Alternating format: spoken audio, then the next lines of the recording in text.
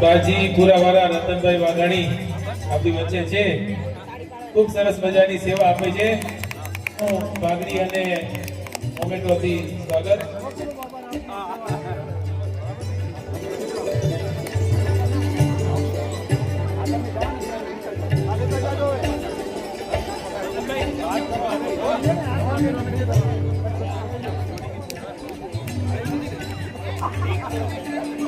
બાજીપુરા વાળા કચ્છ પ્રજાપતિ ચેનલ ઉપર એમનું લાઈવ પ્રસારણ કરી રહ્યા છે અને આ પ્રસારણ એ અત્રે નહીં, લંડન, અમેરિકા અને બીજા દેશોમાં પણ જોવાઈ રહ્યું છે. દરેક દાતાશ્રીઓનો, ત્યાં બેઠેલા ભાઈઓનો મેસેજ આવે છે કે ખૂબ સરસ મજાનું અંજારમાં કામ થઈ રહ્યું છે.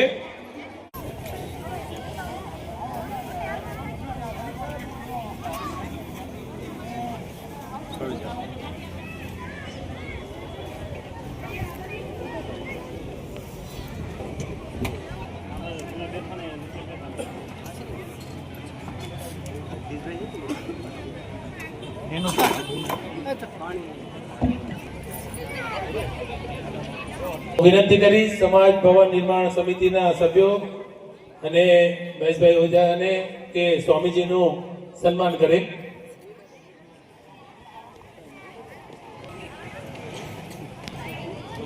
તાળીઓથી આપણે વધાવીએ સ્વામીજીને. પરમ પૂજ્ય પ્રદીપ્તાનંદજી સ્વામી.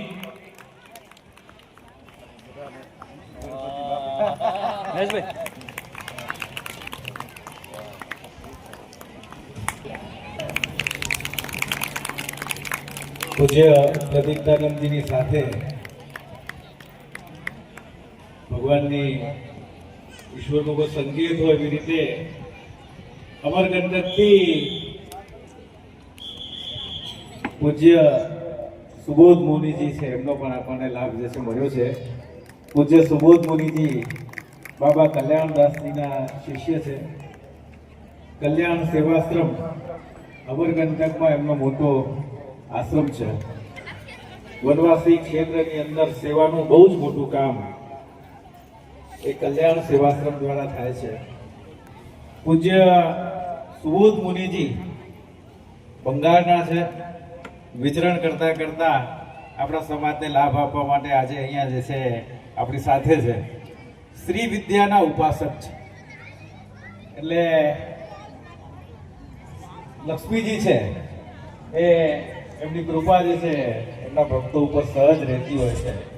એવા પૂજ્ય સુબોધ મુનિજી પણ આપણી સાથે છે. આપણે એમનું સ્વાગત કર્યું છે. સ્વામી પ્રદીપ્તાનંદજી છે, એમનો પરિચય આપણને ઘણા બધાને હશે. હમણાં ગીતા જયંતિ નિમિત્તે એક 7 દિવસનો કાર્યક્રમ ભુજની અંદર ટાઉન હોલમાં પૂજ્ય પ્રદીપ્તાનંદજીએ જે છે કર્યો હતો. ભગવદ્ ગીતા જે છે એના બહુ જ મોટા ચિંતક, ભાષ્યકાર છે. ભગવદ્ ગીતાને આપણે જીવનમાં કેવી રીતે ઉતારી શકીએ, આપણા જીવનની અંદર ભગવદ્ ગીતાનું શું મહત્વ છે, એ વિષયો સમાજની સમક્ષ બહુ જ સારી રીતે મૂકે છે. ભગવદ્ ગીતાનું ચિંતન છે એને સમાજમાં વ્યાપ્ત કરવા માટેનો એમનો બહુ જ મોટો પ્રયાસ છે. એ પૂજ્ય પ્રદીપ્તાનંદજીનો આપણને લાભ મળવાનો છે. પ્રદીપ્તાનંદજીની ઈચ્છા છે કે હું કહું અને તમે સાંભળો એટલું જ પૂરતું નથી, તમારા મનની અંદર પણ પ્રશ્નો થવા જોઈએ. તો પૂજ્ય પ્રદીપ્તાનંદજી છે એમના પ્રવચન પછી આપણે જરૂરથી જે છે આપણા મનના પ્રશ્નો છે એ પણ વ્યક્ત કરીએ. સ્વામીજી છે એમના એક સરસ ખૂબ સુંદર જે છે ઉત્તરો આપણને આપશે. પ્રદીપ્તાનંદજીને આપણે વિનંતી કરીએ તો પ્રદીપ્તાનંદજી આજના આ પ્રવચન છે અને આગળના કાર્યક્રમ છે એનો પ્રારંભ કરે. સ્વામીજી. પૂજ્ય સુબોધ મુનિજી, મેં કીધું એમ ઘણી બધી વિશેષતાઓ છે. એમ જે છે ખૂબ સુંદર એમનું ગાયન પણ છે, કંઠ પણ છે. ભગવાનની ખૂબ સુંદર જે છે કંઠથી સ્તુતિ કરે છે.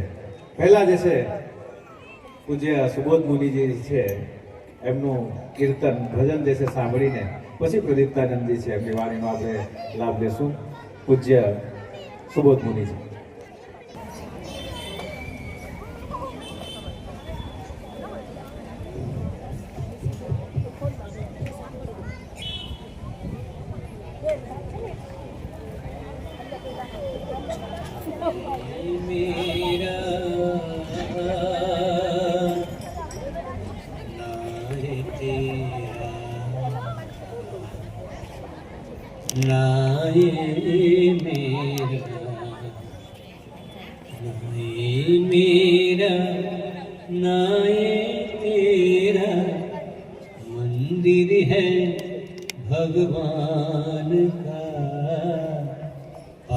पानी उसका भूमि उसी की सब कुछ उसी महान का नाए मेरा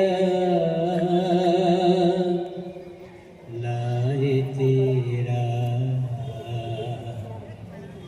नाए मेरा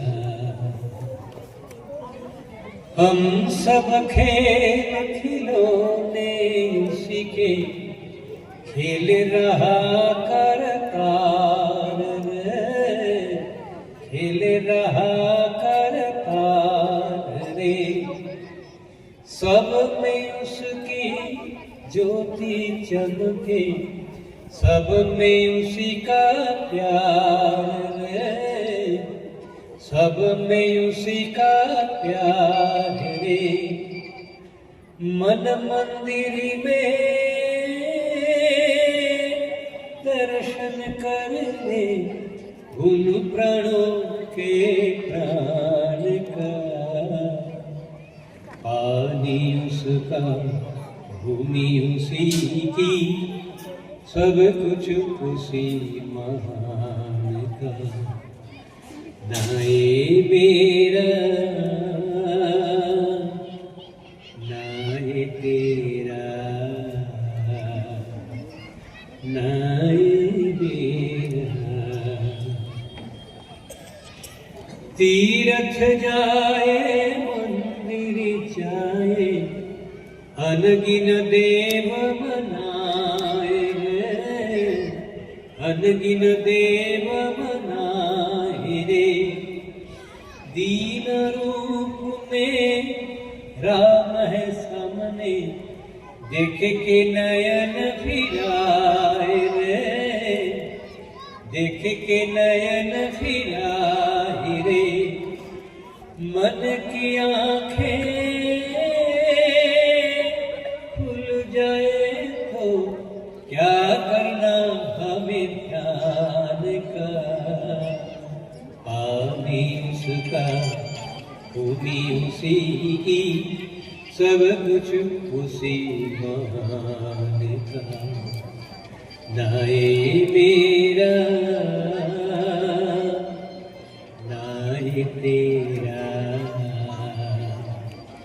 नाए मेरा कौन है ऊंचा कौन है नीचा सब है एक समान रे सब है एक समान रे प्रेम की जोत जला है हृदय में सब में प्रभु पहचान रे सब में प्रभु पहचान रे सरल हृदय को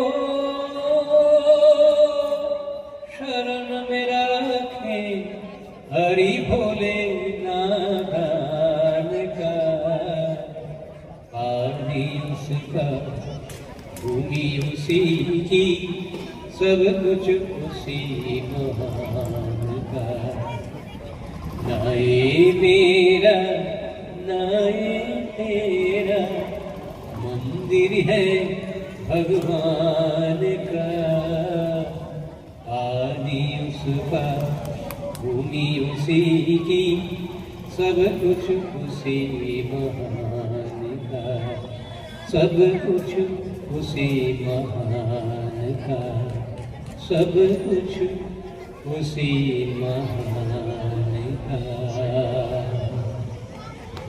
सद्गुरु भगवान की जय।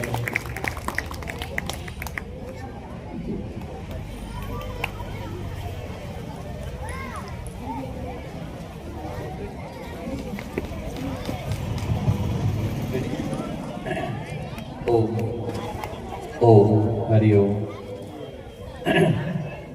ઇકો છે ને બંધ કરીશું ઇકો છે મહેશભાઈ હવે છે ને થોડુંક સિટિંગ એરેન્જમેન્ટમાં થોડુંક ચેન્જ થઈ શકે કારણ કે આ આખી પાછળની જગ્યા ખાલી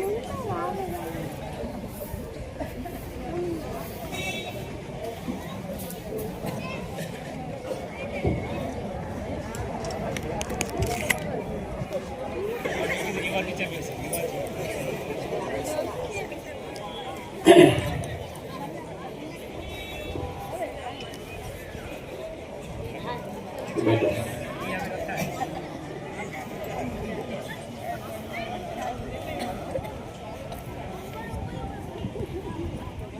ॐ सदाशिवसमारम्भां शङ्कराचार्यमध्यमाम् अस्मदाचार्यपर्यन्तां वन्दे गुरुपरम्परां. श्रुतिस्मृतिपुराणानाम् आलयं करुणालयं नमामि भगवत्पादं शङ्करं लोकशङ्करं. शङ्करं शङ्कराचार्यं केशवं बादरायणं. सूत्रभाष्यकृतौ वन्दे भगवन्तो पुनः पुनः. ॐ मुनिरा.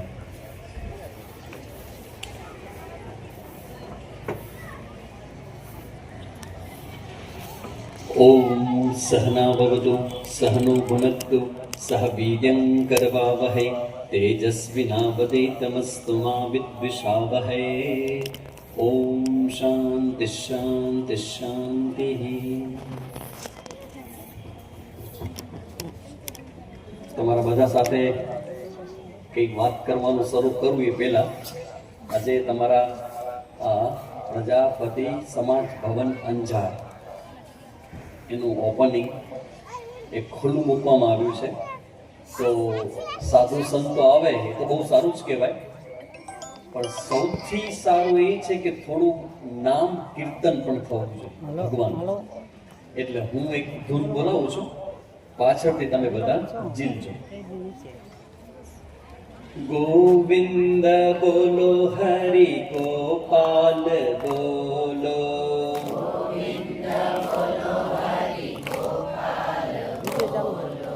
ગોવિંદ બોલો હરિ ગોપાલ બોલો.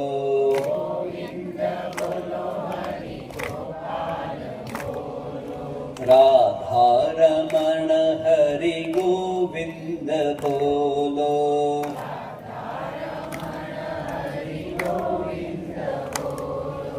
રાધા રમણ હરિ ગોવિંદ બોલો.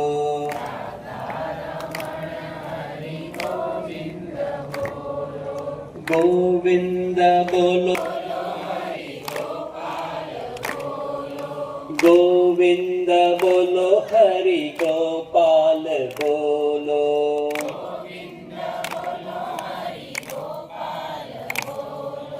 રાધા રમણ હરિ ગોવિંદ બોલો.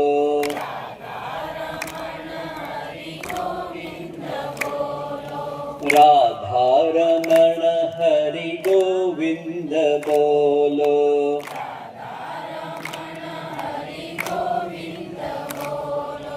ગોવિંદ બોલો હરિ ગોપાલ બોલો. બોલો હરિ ગોપાલ બોલો.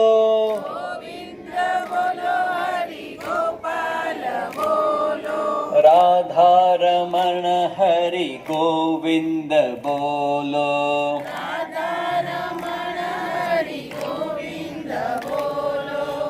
રાધા રમણ હરિ ગોવિંદ બોલો.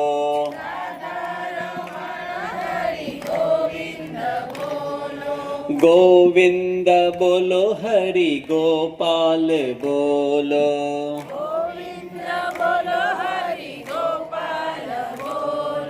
રાધા રમણ હરિ ગોવિંદ બોલો.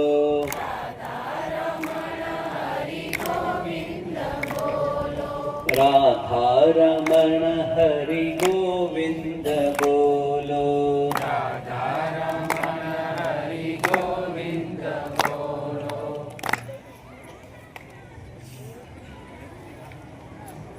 સૌપ્રથમ તો મંચ ઉપર મારી સાથે બિરાજમાન મારા ગુરુભાઈ સુબોધ મુનિજી અને પ્રજાપતિ સમાજના અમારા મહેશભાઈ અને એની સમગ્ર ટીમ અને સર્વ ભાઈ બહેનો બધાને નમસ્તે. તમારા બધા સમાજની સાથે આઈ થિંક પહેલી વખત મારી મુલાકાત થઈ રહી છે. First time. અને અભિનંદન સ્વામીજીને જ્યારે આપવાના હોય ને ત્યારે અમારે કેવું હોય કે અમારે આગળ પાછળ કંઈ ન હોય. કારણ કે નેતા આવીને વખાણ કરે ને તો એની સમજી શકીએ, બોલીએ નહીં કે શું કામ એ વખાણ કરે છે. પણ સાધુ આવીને જ્યારે કંઈ પણ કહે ને તો એની પાછળ ઈશારો હોય, અને ઈશારો હવે તમારે સમજવાનો હોય. સૌથી પહેલી વાત કહી દઉં, હું આટલા 20 વર્ષથી કચ્છમાં હું અલગ અલગ જગ્યાએ ફરું છું, અને બધી જગ્યાએ સ્કૂલોમાં, કોલેજોમાં, બધા પ્રોગ્રામોમાં જતા હોઉં. પણ મને લાગે છે કે કદાચ હું પહેલી વખત સમાજનું કોઈ ભવનનું નિર્માણ થયું હોય અને એ નિર્માણમાં કોઈ સ્વામીજીને સત્સંગ માટે બોલાવ્યા, એ પહેલી ઘટના છે આખા કચ્છની અંદર. અને એ તમારા આખા આજનું અત્યારનું જે સેશન છે, કારણ કે વિચાર એને આવ્યો હશે, કારણ કે બધી જગ્યાએ મોટા ભાગે અમને છે ને દીપ પ્રાગટ્ય માટે બોલાવે, તમે બોલાવ્યા હતા. તો હવે ઈ તો હવે અમારું કામ જ છે કે જઈને અમારે દીપ પ્રાગટ્ય કરવાનું હોય. ને ઘણી જગ્યાએ મહેશભાઈ બાકસ ને શરીર હોય તમે ખિસ્સામાં લઈને જાય, મીણબત્તી લઈને જાય કે ભૂલાઈ ગઈ હોય તો કામ આવે. એટલે એના માટે અમે 20 વર્ષથી યુઝ ટુ છીએ કે દીપ પ્રાગટ્ય કરો ને 2 કે 3 ઉદ્ઘાટન પણ થયું. અને પછી સ્વામીજીને બપોર પછી સ્પેશિયલી પ્રવચન માટે બોલાવવામાં આવ્યા. ધેટ ઇઝ ઇન્ટેલિજન્ટ, કે કઈ વ્યક્તિ પાસે શું છે એ ખબર છે, જેને પણ આયોજન કર્યું છે ને. એટલે મહેશભાઈની ટીમને સૌથી પહેલા મારા સાધુવાદ કે અમને બધી ખબર પડી જાય. તમે જ્યારે અમને આમંત્રણ આપો, અમને બોલાવો, અમને માઇક આપો, એટલે બધી ખબર પડી જાય કે તમે કેટલું અમને સમજ્યા છો. કારણ કે મારો હમણાં હસ્તાબંધ મુનિને કહેતો, સુબોધ મુનિને, કે મને કોઈ જગ્યાએ જઈને ખાલી એમ કે 5 કે 3 મિનિટ તમારે બોલવાનું છે, એટલે મને એમ લાગે કે મારે 1 કલાક પણ મને ઓછી પડે બોલવાનું, અને મને નહીં સાંભળનારની 1 કલાક પણ ઓછી પડે. આજનો પ્રયોગ તમે જોઈ લેજો. આ તમારી સામે ઊભો થયો છું માઇક પકડીને, અને આજે હું બોલીશ તમારી સામે 45 મિનિટ કે 50 મિનિટ જેવો સમય બોલીશ. છેલ્લે મને કહેજો કે તમને સમય વધારે લાગ્યો કે ઓછો લાગ્યો, છેલ્લે કહેજો મને.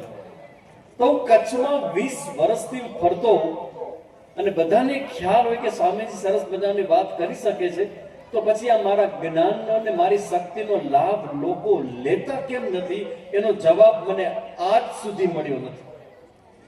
એટલે આજે જે મારો આનંદ વ્યક્ત કરવું છે, એમાંથી મને એક સમાધાન થયું કે કોઈક વ્યક્તિ છે કે જે સમજે છે કે સ્વામીજીને પ્રવચન માટે બોલાવાય અને સ્વામીજી વાતને રાખે છે, અને એનાથી આપણે ઘણું બધું અમારે જે કંઈ શ્રેષ્ઠ કામ કરવું છે ને, એમાં સ્વામીજી આવીને ઘણું બધું કરી જશે. તો સૌથી પહેલા એનો મને આનંદ છે. અને તમારી સાથે જે મેં વાત કરી પ્રમાણે મને એવું લાગે કે લોકો સાથે મારે સત્સંગ નથી કરવો, મારે વાત કરવી છે. હવે તમે આટલા બધા લોકો બેઠા છો, એની વચ્ચે ને ખાસ કરીને બધા બહેનો બેઠા હોય ને, મુદ્દો આખો એ છે કે મારે વાત કરવી હોય તો વાત થાય કેવી રીતે? તમે આટલા બધાને, હું એકલો, જો તમે બધા બોલો અને હું સામે બોલું તો એ મેળ ન પડે.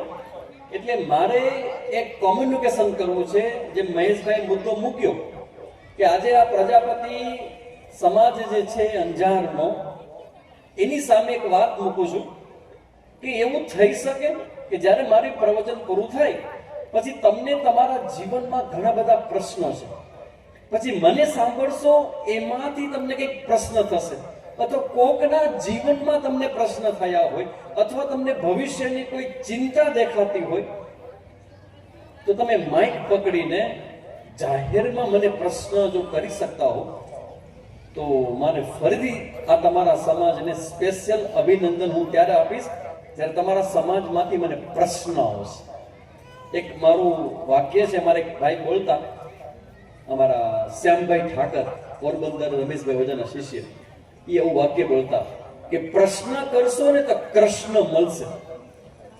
ભગવદ્ ગીતા જે છે, જેના વિશે બધા જાણતા હશો કે આપણા સનાતન હિન્દુ ધર્મનો જે ધર્મ ગ્રંથ કહેવાય ને, એ એક ગ્રંથ એવો છે કે આપણા બધા જ સમાજને સ્વીકાર્યો હોય, સમગ્ર ભારતને સ્વીકાર્યો હોય.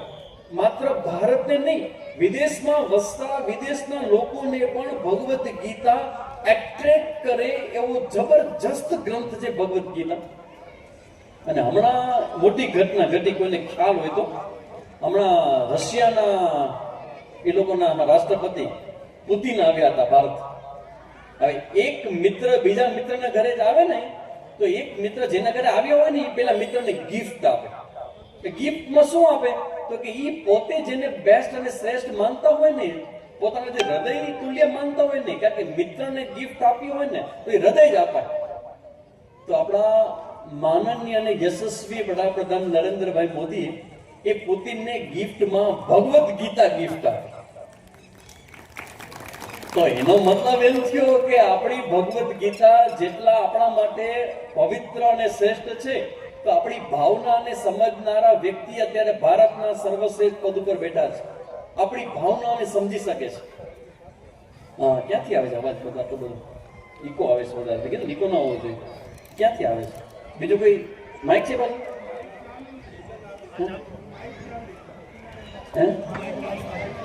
માઇક ચાલુ છે? ના, હા હા, થોડું પડો. ઓમ એટલે હું બોલું ને પાછળથી કોઈ રિફ્લેક્ટ થાય છે. ત્યાં સ્પીકર છે કોઈ? હવે આમાં એવું છે કે બ્રહ્મા બધું ખુલ્લું છે, આમાં પાછો ક્યાંથી આવે અવાજ? બંધ માં હોય ને તો આવે, કઈક બીજો હશે પ્રોબ્લેમ. કેવી રીતે આવે? ત્યાં માઇક હોવું જોઈએ, તમારે સ્પીકર નથી કોઈ તો કેવી રીતે આવે અવાજ? આ લોજિક ખબર પડતી મને. કોક ઇકો કઈક તમારામાં થતું હશે, ઇકો બંધ છે. આ જો આ ક્યાંથી આવે છે? હું બોલું ને મને સંભળાય એવું તો થવું ન જોઈએ. ઇટ્સ ઓકે, ચાલો આપણે આપણા ટોપિકમાં જઈએ, કારણ કે હવે મારે સેટ થવું પડશે. તમને પણ ખબર ને કેમ લાગશે, પણ વક્તા તરીકે મેં કીધું કે સૌથી પહેલા મારું ઓડિયન્સ છે એ બે બધું સરખું, બેનો ખીચો ખીચ અને ભાઈઓમાં કાગડા ઉડે. એટલે મારે તમને નીચે લાવવા પડે કે તમે સામે બેસો મારી ભાઈ, તમારા બધા સાથે મારે વાત કરવી છે. તો ભગવદ્ ગીતાની ગિફ્ટ આપણા નરેન્દ્રભાઈ આપે તો મને એવું લાગે કે આપણા ધર્મના ગ્રંથ, આપણા ધર્મ ગ્રંથ પ્રત્યે આપણી જે ભાવના છે ને, જે શ્રદ્ધા છે ને, અચ્છા તમે શું માનો છો કે ભગવદ્ ગીતા પ્રત્યે આપણા ધર્મમાં કેવી ભાવના છે? ઓહો સ્વામી તમને બહુ ભાવ છે ભગવદ્ ગીતા પ્રત્યે, તમારા પગ નીચે ભગવદ્ ગીતા તમે પસંદ નહીં કરો, કરેક્ટ? એના પ્રત્યે ભાવ છે. જોજો હમણાં આપણો ભાવ કેવો ઉતરી જાય છે. હવે હું તમને પૂછું કે બીજા ધર્મના લોકોને એના ધર્મ ગ્રંથ પ્રત્યે જે કટ્ટરતા છે, તમે માનો છો કે એટલો પ્રેમ આપણને આપણી ગીતા પ્રત્યે છે હિન્દુ સમાજમાં? ઓનેસ્ટ અને પ્રામાણિક જવાબ છે ના સ્વામીજી. એ લોકોની જે માનસિકતા છે ને એવી છે. તમને એક્ઝામ્પલ આપો, તમે વોટ્સએપમાં એક સ્ટેટમેન્ટ બીજા ધર્મના ધર્મ ગ્રંથ પ્રત્યે કરી બતાવો. વોટ્સએપમાં ખાલી લખો કે બીજા ધર્મ ગ્રંથ શું છે, તરત તમારું આ શરીર ઉપરનું માથું છે ને એ 2 દિવસમાં કપાવવાની ધમકીઓ મળવાનો છે. આવો અરે આપણો જે ધર્મ ગ્રંથ છે ભગવદ્ ગીતા, એ એવો ગ્રંથ છે કે એક ગ્રંથની અંદર સમગ્ર માનવ જાતને ગાઈડન્સ આપ્યું છે, ઉત્તરો આપ્યા છે, જવાબો આપ્યા છે આપણા જીવનના. અચ્છા, કોના જીવનના જવાબ છે? નાના બાળકથી લઈ અને મોટા વ્યક્તિ હોય ને ત્યાં સુધીના બધા જ લોકોના આન્સર ગીતાજીમાં આપેલા છે. ઇવન અમે સંન્યાસી છીએ, તમે ગ્રહસ્થ હો, કોઈ બ્રહ્મચારી હોય, કોઈ વાનપ્રસ્થી હોય, કોઈ ભારતીય હોય, કોઈ વિદેશી હોય, 2 ખભાની વચ્ચે એક મસ્તક ધરાવતા દરેક વ્યક્તિના પ્રશ્નનો જવાબ ગીતામાં ભગવાને આપ્યો છે. અને જો ખરેખર એવું હોય તો હવે હું તમને પૂછું, બરાબર છે? હું છે ને વારંવાર તમને પ્રશ્ન કરીશ, કારણ કે મારી ઈચ્છા છે કે તમને કૃષ્ણ મળે. એટલે હું તમને પ્રશ્ન કરીશ, તમારે જવાબ દેવાનો છે. કોઈ પણ જવાબ જે પણ મનમાં આવે એ તમે મને આપી શકો. મારો પ્રશ્ન એવો છે, શું તમારા જીવનમાં કોઈ પ્રશ્ન નથી? હા કે ના? છે કે નહીં? છે ને? ઘણા બધા છે. મને છે. અત્યારે તો મને અવાજ આવે છે એનો પ્રશ્ન છે.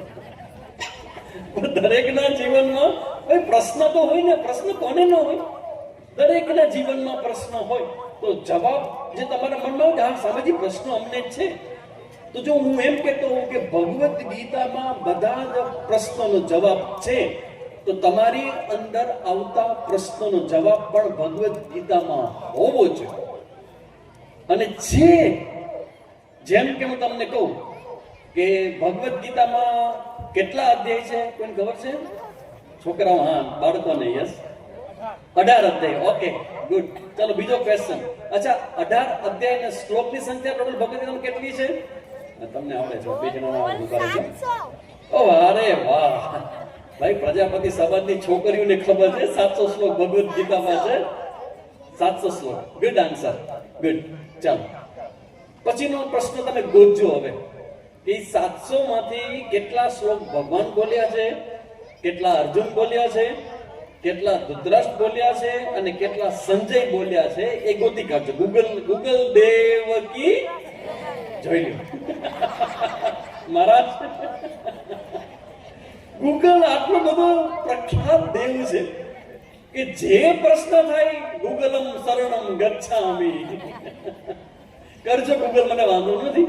તો આ ભગવદ્ ગીતામાં 700 શ્લોકથી આખી ભગવદ્ ગીતા ભરેલી છે. એમાં પહેલો શ્લોક ભગવદ્ ગીતાનો ધૃતરાષ્ટ્રૌવાચ ધર્મ ક્ષેત્રે કુરુક્ષેત્રે સમવેતાય યુત્સવઃ મામ કાઃ પાંડવાશ્ચૈવ કિમ કુર્વત સંજય. હે સંજય, મારા અને પાંડુના પુત્રએ આ યુદ્ધના મેદાનમાં ધર્મ ક્ષેત્રે કુરુક્ષેત્રે, આ કુરુક્ષેત્રના મેદાનમાં મારા અને પાંડુના પુત્રોએ શું કર્યું? બસ આ પ્રશ્ન છે. હવે હું તમને સમજાવું કે આ જે પહેલો શ્લોક છે એ તમારા જીવનમાં આ શ્લોકના સંદર્ભમાં કેટલા પ્રશ્નો છે. પહેલો શ્લોક, કુરુક્ષેત્રનું મેદાન. હવે હું તમને કહું કે કુરુક્ષેત્રનું મેદાન તો 5000 વર્ષ પહેલા બનેલી ઘટનાની વાત એમાં કરી છે.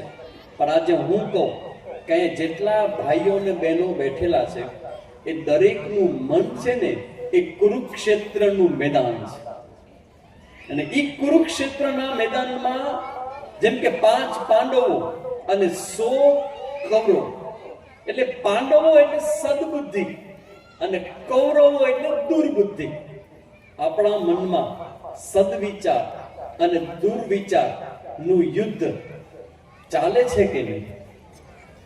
પ્રામાણિક આન્સર ચાલે છે કે નહીં? જો તમે કઈ પણ કહેશો તો હું પછી મારો બીજો પ્રશ્ન ત્યાં જ રાખીશ કે આ સ્વામીજી ચાલે છે. કેવી ચાલે કહું તમને.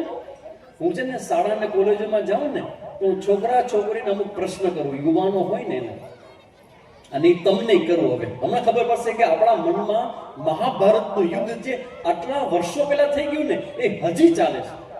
કેવી રીતે? તમને પ્રશ્ન કરું કે આપણે આપણા જીવનમાં શું કરાય? જે મનમાં આવે એમ કરાય કે જે કરવા જેવું હોય કરાય? કરવા જેવું કરાય એમ કે મનમાં આવે કરાય? એમ નહીં. એક મને જોઈએ, તમે બે કે તમે કહે કે તમે કઈક ઉભા રહ્યો, ટિકિટ તમને મળશે તો તમે ચૂંટણી જીતી જશો. પોલિટિકલ આન્સર નહીં. કોઈ એક કહું કે કરવા જેવું કરાય કે મનમાં આવે એવું કરાય? તો કે મનમાં આવે એવું કરાય. ભાઈ એગ્રી છો બધા? જો તમે એમ કહેતા હો કે કરવા જેવું ઈ કરાય તો શું તમે આટલા બધા સીધા છો? અરે સ્વામીજી, જેવા દેખાય છે એટલા સીધા અમે નથી હો. એનો મતલબ કે તમારા મનમાં કંઈક આવે છે અને જો ઈ તમે કરો તો હવે હું પૂછું કે જેટલી પણ ખોટી ઘટનાઓ સમાજમાં થાય છે, આઈ થિંક તમે કદાચ ભૂલ્યા ન હોય તો મારે તમને ભૂલવા પણ નથી દેવા. દિલ્હીની 7-8 વર્ષ પહેલાની ઘટના, નિર્ભયા કાંડ યાદ છે? યાદ છે ને તમને બહેનોને? યાદ છે ને નિર્ભયા કાંડ થયો હતો? હવે મને કહો કે ઈ જે 4-5 છોકરાઓએ ઓલી છોકરી સાથે કર્યું એ કરવા જેવું હતું કે મનમાં આવ્યું એટલે કર્યું? મનમાં આવ્યું એટલે કર્યું. જેટલા પણ ગુનાઓ થાય છે, જેટલું પણ ખોટું થાય છે એ શું કામ થાય છે? મનમાં આવે એવું કરે છે એટલે ખોટું કહેવાય એને. તો તમે જ કહો છો કે સામેથી મનમાં આવે એવું ન કરાય, જે કરવા જેવું હોય એ કરાય. તો હું પ્રશ્ન કરું કે સામે જેવું સમજી ગયો, ચલો જે કરવા જેવું કરાય, તો પણ મનમાં આવે અને કરવા જેવું ન હોય તો શું કરાય? એનો આન્સર નથી હો. મનમાં આવે અને કરવા જેવું ન હોય તો શું કરાય? સ્વામીજી અમને ખબર છે ન કરાય. ક્યાં કરે, કંટ્રોલ નહીં હોતા. આ મારો ઈશારો હવે સમજાય છે? આ બાજુ કહું, જો જરાય ખોટું ન લગાડો તો હું કહું, કારણ કે તમે બધા છે ને હું એકલું છું. એથી હજી મારે સલામત પાછું ભૂજ જવું છે. તમારા મન ઉપર નહીં લેવાનું, પણ હું કહી દઉં કે સાસુ ને વહુ વચ્ચે ઝઘડો થાય છે કે પ્રેમથી સંસાર હાલે છે? એ ભાઈ સ્વામીજી આ ટોપિક ક્યાં છેડો? એ આવો સરસ મજાના દિવસે આવી વાત ન કરો સ્વામીજી, આંખમાં આંસુ આવી જશે. સાસુ અને વહુ વચ્ચેનો ઝઘડો થાય તો એમાં મોટા ભાગે એકને કરવું છે, કારણ કે એને ગમે છે. અને સાસુ કે ન કરાય બેટા, ન કરાય, આવા ફોટા ન પડાય, આવી રીતે ફરવા ન જવાય, એ છોકરાને આવું ન ખવડાવાય, આમ ન કરાય. અને વહુ કહેશે કે હું કરીશ. કેમ તું કરીશ? કેમ કે મને ગમે છે. એક ઘરમાં તમે બધા રહેતા હો અને એકને ગમે છે અને બીજાને ગમતું નથી, તો શું કરાય? એનું ગાઈડન્સ મિસિંગ છે અત્યારના સમાજમાં. આજે મારો મુદ્દો છે ને બહુ સેન્સિટિવ. ધીમે ધીમે એટલી 10 મિનિટમાં સામેજી તમારા ઘરમાં ઘૂસી ગયા ત્યારે. અને આ બાજુ આવું, તમે જરાય ચિંતા ના કરો, તમને જ કહું છું. આ બાજુ જરા લેફ્ટ સાઈડમાં જોઈએ ભાઈઓ. છોકરાઓ સાથેનો તમારો ઝઘડો, દીકરા અને બાપનો ઝઘડો થાય કે ન થાય? ઓ સ્વામીજી થાય, પણ કોઈને ખબર ન પડે ને એમ અમે કરીએ છીએ.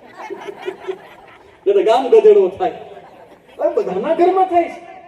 પિતા અને પુત્રનો ઝઘડો હોય, માતા અને દીકરાનો ઝઘડો હોય, બે ભાઈ વચ્ચે ઝઘડો થાય. જો બે ભાઈઓ હોય ને એને કેવું સારું હોય કે ભાઈ ભાઈનો એવો પ્રેમ હોય જાણે રામ ને ભરતનો પ્રેમ. પણ ક્યાં સુધી પ્રેમ રહે? જ્યાં સુધી એ બે ભાઈઓના લગ્ન ન થાય ત્યાં. જેવા લગ્ન થાય ને પછી ખબર નહીં શું થાય, અને બંને ભાઈઓ કહેવા માટે કે હવે અમે ભેગા નહીં રહીએ. તમને ખબર છે આ જે હું વાત કરું છું ને એ પ્રેક્ટિકલ, તમે બધા જેટલા સમાજમાં મારી સામે બેઠા છો ને એ તમને ખબર પડે કે સ્વામીજી તમને બધી ક્યાંથી ખબર છે? કેમ કે હું તમારી વચ્ચે રહું છું, હું સમાજની વચ્ચે રહું છું ને મારી આંખ અને કાન 100% ઓપન છે. અમારા સંન્યાસીઓનો કેવું હોય ખબર છે? જરા ડરજો નહીં, પણ સંન્યાસીને કેવું હોય, હું કોકનો ચહેરો જોઉં ને તો ઘણી બધી કુંડળી મારી પાસે ખુલી છે. કારણ કે તમારા તો સમાજમાં હું પહેલી વખત આવ્યું છું. તમારા અહીંયા હું 2-3 જણાને જ ઓળખું છું. એક તો જે કીધું મહેશભાઈ ઓઝા, બીજા અમારા માધાપરમાં રહેતા એક રાધાબેન બેઠા છે. આ બેન છે ને એ 5 વર્ષથી મને જમાડે છે, ત્યાં માધાપરમાં અમારી સેવા કરે છે. એ રાધાબેન તમારા સમાજના છે અને એનો દીકરો જગદીશ. આ 3 જણાને હું ખાલી ઓળખું છું. એટલે એના જેને મને થોડી ખબર હોય, પહેલી વાર મળું સાવ. તો દરેકના જીવનમાં તમારા મનમાં ચાલતા જે પ્રશ્નો હોય, સમસ્યાઓ હોય, એ મને વંચાય. અને જે કોઈ આંખ જોઈને વાંચી શકે ને એને સાધુ કહેવાય, એને સંન્યાસી કહેવાય. અને એ વાંચીને જવાબ આપી દે તો એ મહાત્માના લેવલ ઉપર પહોંચી જાય. કે તમારા જીવનના પ્રશ્નોનું સમાધાન કોઈ સાધુ કરી દે તો એનાથી મોટા આશીર્વાદ કોઈ ન હોઈ શકે. હું તમને એમ કહું કે તમારા જીવનમાં ઘણા બધા પ્રશ્નો છે. બેટલ ફિલ્ડ જેને કહેવામાં આવે, યુદ્ધ છે. અવર માઇન્ડ ઇઝ બેટલ ફિલ્ડ. આપણું મન છે એ મહાભારતના યુદ્ધ જે થતું હોય એવું કુરુક્ષેત્રનું મેદાન છે. એ પછી સંબંધોના ઝઘડા આવતા હોય, પતિ પતિના ઝઘડા ચાલતા હોય, સાસુ વહુના ઝઘડા ચાલતા હોય, પિતા પુત્રના ઝઘડા હોય, અથવા તો આર્થિક પ્રશ્ન હોય, અથવા તમારું મકાન વેચવું છે ને વેચાતું ન હોય. કેટલા બધા પ્રશ્નોથી તમારું જીવન છે એ પ્રભાવિત હોય. અને ભગવદ્ ગીતા એમ કહે કે તમારા પ્રશ્નોનો જવાબ આ ભગવદ્ ગીતામાં છે. તો આપણે જોવું તો પડે ભગવદ્ ગીતામાં. અને આ સ્વામીજી તમારી સામે જે ઊભા છે ને એ અત્યારે હું 45-50 મિનિટની અંદર એ હું તમને બતાવીને જઈશ કે તમારા પ્રશ્નોનો જવાબ ગીતાજીમાં કઈ જગ્યાએ અને કેવી રીતે છે. કારણ કે એક દિવસમાં કે એક પ્રવચનની અંદર કે આખી ગીતા હું ભણાવી ન શકું.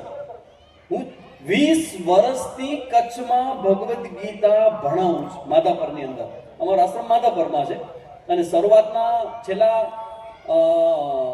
13 વર્ષથી યુવાનો સાથે હું કામ કરું છું, બાળકો સાથે કોલેજમાં જાઉં છું. એટલે મહેશભાઈનો પરિચય મારો એવી રીતે થયો, એમની કોલેજમાં હું ગયો તો પ્રવચન કરવા માટે. એમ આખા કચ્છમાં દરેક જગ્યાએ હું જાઉં છું બાળકો સાથે, યુવાનો સાથે. અને છેલ્લા 2-3 વર્ષથી બધી સ્કૂલ કોલેજો અમારે ત્યાં આશ્રમમાં આવે છે, છોકરાઓ સંસ્કાર લેવા માટે આવે. તો હું 13 વર્ષથી કચ્છમાં ભગવદ્ ગીતા આ મારા યુવા ભાઈ બહેનોને ભણાવું છું. એટલે મને બરાબર ખબર છે કે તમે બધા કયા પ્રશ્નોમાંથી પસાર થાવ છો. અને તમારા જ બાળકો, કદાચ કોક ને કોક એવા છોકરા છોકરીઓ હશે કે જેને પોતાની કોલેજમાં, પોતાની સ્કૂલમાં આ સ્વામીજીને સાંભળ્યા હશે. તો હું જે અહીંયા તમારી સામે આવ્યો છું એ આ જ કહેવા માટે આવ્યો છું કે આ બધા ચિંતન મારું જે છે ને 20 વર્ષની આ જ છે કે આપણા જીવનના પ્રશ્નોનું સમાધાન જો આપણા ધર્મ ગ્રંથમાં હોય તો એ ધર્મ ગ્રંથ વિશે આપણી ભાવના અને માનસિકતા છે એ આપણી કેવી હોવી જોઈએ. એટલે તો ભગવદ્ ગીતામાં તમારા પ્રશ્ન સમાધાન જોઈએ. જેમ કે તમને કીધું કે સ્વામીજી અંદરથી પ્રેશર આવે છે. અને એક પ્રશ્ન હું તમને હજી પણ કહી દઉં, જે વિશે હું કહેવા જઈ રહ્યો છું, જે સમાજમાં સૌથી વધુ ટચી પ્રશ્ન છે. જો કે આમ તો તમને આમ પૂછવા જેવું ન હોય, લાગતું નથી, કોઈ પૂછી લઉં. તમને બધાને ગુસ્સો તો નહીં આવતો હોય કા? હે, આવે છે? ભાઈઓ બધા આવે છે ગુસ્સો? અચ્છા, બહેનો આવે છે? આ લાગતું નથી. તમે બધા હસતા ચહેરા છે, ચમક ચમક ચમક થાય છે. સ્વામીજી, તમને પેલા કીધું અમે કે અત્યારે તમને જે દેખાય છે એવા અમે શાંત નથી હો. અમને ગુસ્સો આવે છે. અચ્છા, ગુસ્સો આવે એટલે શું થાય? જ્યારે ગુસ્સો આવે ત્યારે ન બોલવાનું બોલાઈ જાય કે નહીં? કરેક્ટ? ન કરવાનું થઈ જાય કે નહીં? બરાબર. હવે આના જ ગુસ્સાના સંદર્ભમાં હું કહું કે પહેલાના સમય, હવે જે મુદ્દો છે ને એ માત્ર તમારા સમાજનો નથી, સમગ્ર સનાતન હિન્દુ સમાજનો પ્રશ્ન છે. અને શું પ્રશ્ન છે હમણાં તમે જ કહેશો. આ મોટી ઉંમરના જે બહેનો છે બધા, મોટી ઉંમરના ભાઈઓ છે, હું તમને પૂછું, નાના નહીં પૂછું, જે અનુભવી છે મને કહે કે તમારું જે 20, 25, 30, 35, 40 વર્ષથી જેનું લગ્ન જીવન તમારું જાય છે અને આજકાલના છોકરા છોકરીઓ જે લગ્ન જીવનમાં પ્રવેશ કરે છે, તો બંનેમાંથી વધુ ચાલતું લગ્ન જીવન કયું, જૂનું કે અત્યારનું નવું? હે, જૂનું. જોઈ લ્યો, એનો મતલબ એમ થયો કે આપણા સમાજની વ્યવસ્થામાં, એક તમારા પ્રજાપતિ સમાજમાં નહીં, સમગ્ર હિન્દુ સમાજમાં હું દરેક જ્ઞાતિમાં જાઉં છું અને અમારું તો સપનું છે કે સનાતન હિન્દુ જ્ઞાતિના બધા જ જ્ઞાતિના સભ્યો ભેગા થાય. હું બધી જગ્યાએ જાઉં અને હું પ્રયત્ન કરું કે બધા ભેગા થાય, બધા ભેગા થાય. કારણ કે આવનારા સમયની અંદર આ તમારે જેમ તમે આટલા સુંદર મજાના ભેગા થયા છો, સ્વામીજી તમને ટકોર કરીને જાય છે, ભેગા થયા છો તો ભેગા જ રહેજો. તમે ભેગા જ રહેજો. આવનારા સમયમાં, કારણ કે સ્વામીજીઓને ઘણું દેખાતું હોય એટલે અમે સ્વામીજી કહેવાય. આવનારા સમયમાં 5, 10, 15 વર્ષમાં જ તમારી ને મારી, આપણા બધાની સનાતન હિન્દુ ધર્મમાં જીવતા દરેક વ્યક્તિની બહુ મોટી કસોટી થવાની છે. આ ભવિષ્યવાણી નથી, આ ભવિષ્યનું દર્શન છે અમારું. એ થશે જ, ઓલરેડી સ્ટાર્ટ થઈ ગયું છે. અને એ જે કસોટી હશે ને, ઘણા લોકો મારા ઈશારો પકડતા કે સ્વામીજી શું કહી રહ્યા છે, કે બધું હું માઇક ઉપર ન કહી શકું. તો આવનારા સમયમાં જે કસોટી થશે ને, એનો પહેલો આન્સર એ છે કે આપણે બધા સૌથી પહેલા ભેગા મળીને રહીએ. જો એમાં એવું છે કે કોઈ ગ્રુપ છે ને, જેમ કે સમાજ છે, પ્રજાપતિ સમાજ છે, એ ગ્રુપ કહેવાય, બરાબર ને? તો ગ્રુપ તો બહુ સારું કહેવાય કે ગ્રુપ બનવા જોઈએ, મજબૂત હોવા જોઈએ. ધ્યાન રાખજો, ગ્રુપ બને એ બહુ સારું છે, પણ તમારા ગ્રુપની અંદર બીજું ગ્રુપ બને ને એ ખોટું છે. હા, તે જેટલા ટ્રસ્ટીઓ હશે કે જેટલા તમે કારોબારીના સભ્ય હશો, એને મારી ટકોર છે કે તમે સેવા કરવા માટે, સમાજની સેવા માટે મેદાનમાં ઉતાર્યા છો. એનો અમને બહુ આનંદ છે ને મારો સાધુવાદ તમને છે જ કે તમે સમાજની સેવા કરવા આવ્યો છો. અને મોટા ભાગના જે સમાજની સેવા કરવા આવે ને, સેવા માટે જ આવતા હોય. પણ થાય શું કે તમે કંઈક સારું કરો અને બીજાને પણ કરવું છે, પણ એ કરી શકતા નથી, તમે કરી જાઓ છો. એટલે તમે કઈ કારણ વગર બીજાની આંખમાં ખૂંચો અને પછી શું થાય ખબર છે? પછી એકબીજાના ટાંગા ખેંચવા માંડે. આ સમાજનું આટલું સુંદર મજાનું ભવન ઊભું કરવું એટલે આમ તો પૂછાય નહીં જાહેરમાં કે આ કેટલાનું થયું હશે. 2.5 કરોડ. બાપ રે બાપ. 50 લાખમાં તો અમારા જેવા સ્વામીની આખી જિંદગી નીકળી જાય. 50,000 50 લાખ નહીં.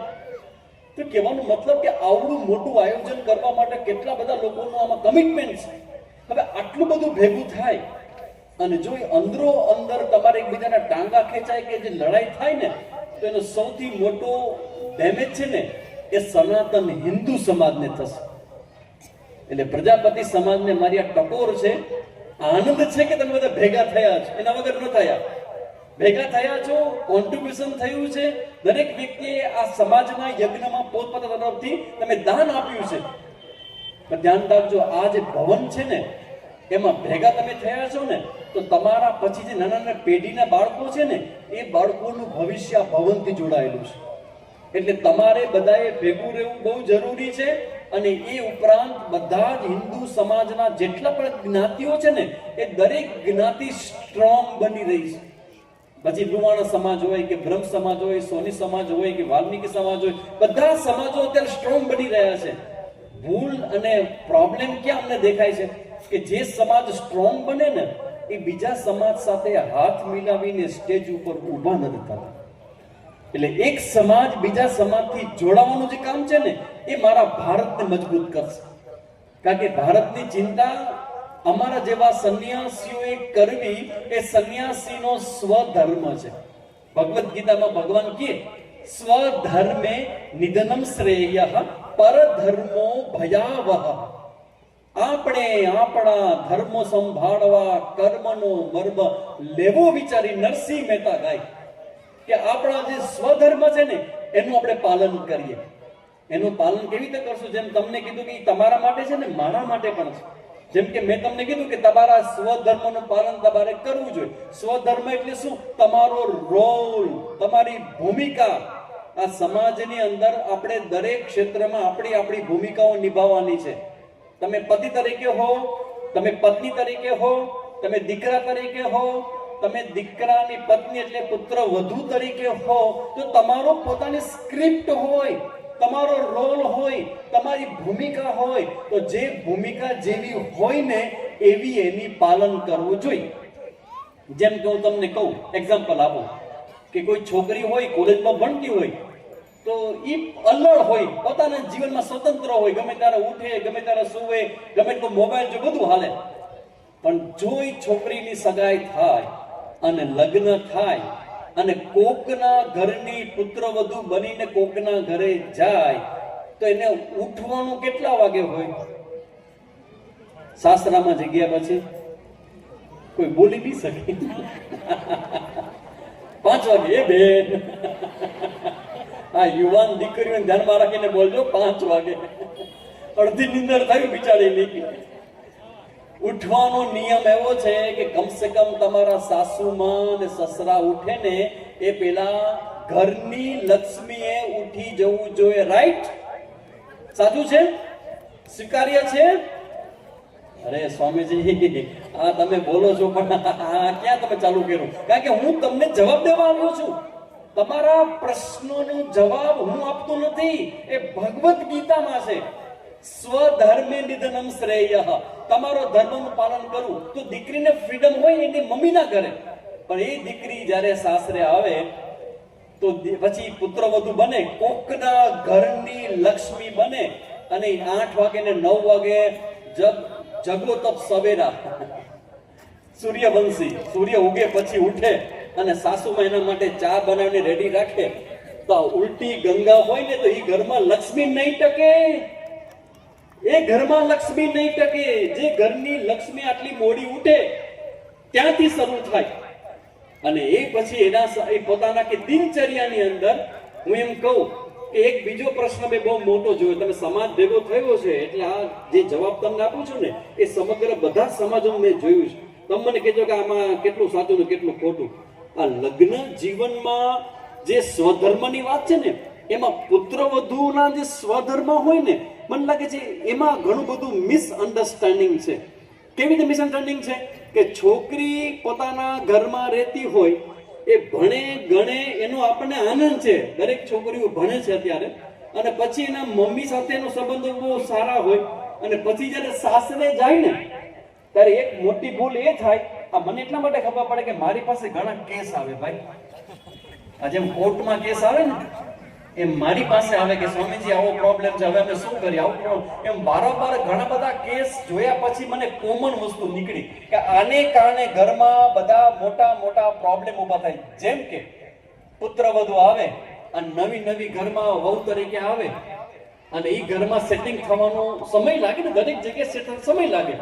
તો શું કરે, રોજ બપોરના 1, 1:30, 2 વાગે એટલે રૂમમાં ચાલી જાય. પછી રૂમનું બાયણું કરે બંધ અને પછી 1.5 કલાક સત્સંગ કરે. સમજી ગયા? જો દીકરીની મમ્મી જેટલી બેઠી છે એને ખોટું ન લાગે તો જ કહું, નહીં જ લાગે તો હું કહી દઉં, તમારી દીકરીને જો એના સાસરામાં સેટ થવા દેવી હોય તો મમ્મીએ એની દીકરી સાથે રોજની 1.5 કલાક સત્સંગ ન કરવો ને ન કરવો. આ સ્વામીજી છે એ સન્યાસી છે પણ મને તમારી રગ ખબર છે કે તમારા ઘરમાં ક્યાં પ્રોબ્લેમ આવે છે. હું એનો પ્રેક્ટિકલ